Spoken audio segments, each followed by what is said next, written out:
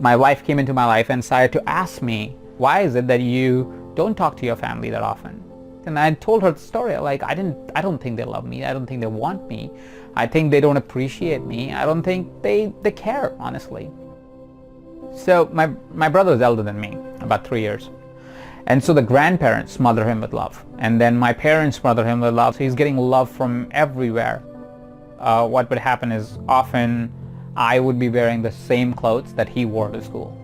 Because it was always first used by him, I get everything secondhand. Say there was a mattress on the floor and that was for 2 people. Right? That was me and my brother. Now, how brothers are, me and my brother start fighting for space because my brother was bigger than me, so he would push me to a corner. He would like go, no, I need more space. I'm bigger, elder than you. And as we were arguing and fighting, my mom stormed out of her room and goes, Ajit, go to sleep.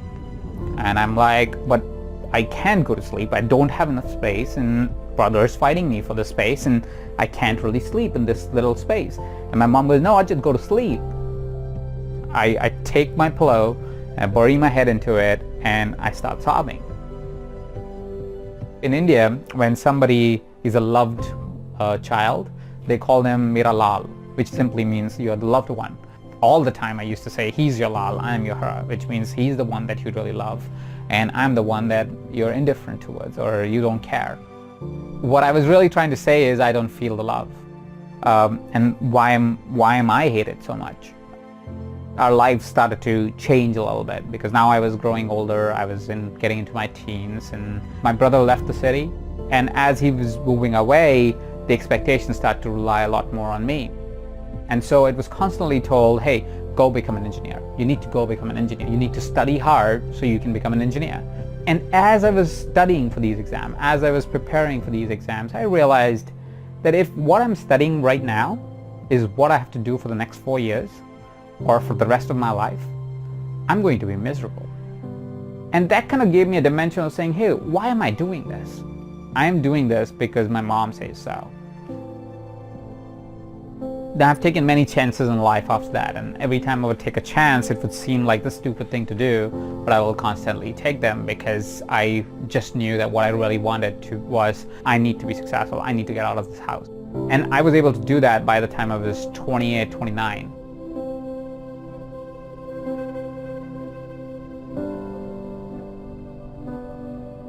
Seven years later, what I'm realizing on the inside is that my health was deteriorating. I couldn't sleep without a drink. I had grown even more distant to my parents.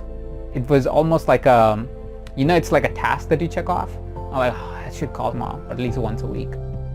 So it would be one of those things where I'm actually doing something else while she's on speaker, right? So there was no connection.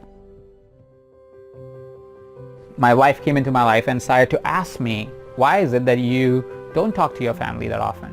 And I told her the story, like, I don't think they love me. I don't think they want me. I think they don't appreciate me. I don't think they care, honestly. She kind of said, why don't we do this? We were going to India just to travel. And she was like, why don't we go together? And why don't you bring your parents on and bring your brother and your sister-in-law and their kids to come together, and we'll go to like a retreat center and just hang out for a couple of days, like just 4 or 5 days, just hang out. And I was like, well, I have never done that. We haven't hung out since ever, probably. And so we bring the family together. We find this retreat center close to the city that I'm from, Jaipur, and we all go there. And one of the evenings, and this is I think the second to the last evening, where my now wife and then girlfriend suggested, hey Ajit, we are here. Like, this is the time you can actually have a conversation about this that you've been talking about. And we're sitting all across the table, the same table, and I start sharing.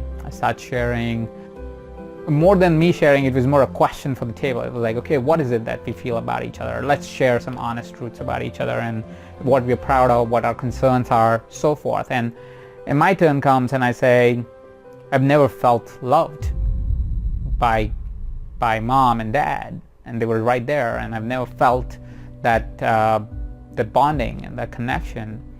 And they listen very quietly, and they listen very quietly. They listen, hear me all out. And then my dad asked me a question, and the question was, Ajit, you have 2 hands, right? I'm like, yes. Like, your right hand and the left hand, which one do you love more? And I was like, both of them. I mean, there's not one hand that I love more. And so he said, that's like having kids. You don't love one of your hands more, and you don't love one of your kids more. But when one of your hand is in some pain, you just pay attention to it. You have to, because it's in pain right now, right? But as soon as it's healed, you don't pay attention to it anymore. You treat them equally. You love them equally.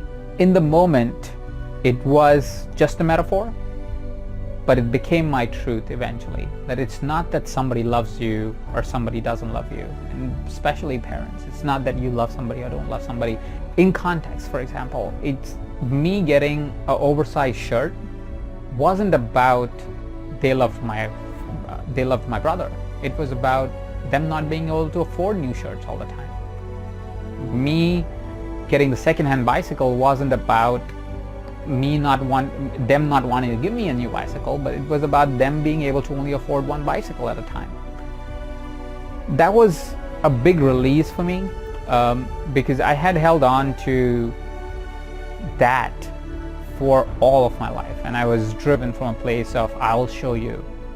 Only recently, when we actually had a child, I realized that as much power the word love has, it doesn't do justice to what you feel when you have a child. What I have for my son, I can't explain. I can't explain because it transcends love. It's important that we know how loved we are. The fact that we take up space means something, that we are worthy of love, giving and receiving. And that no matter who we are, the way we show up in the world is deserving of love. And if ever you feel unloved, remember that all you need to do is change your perspective, for love is always there.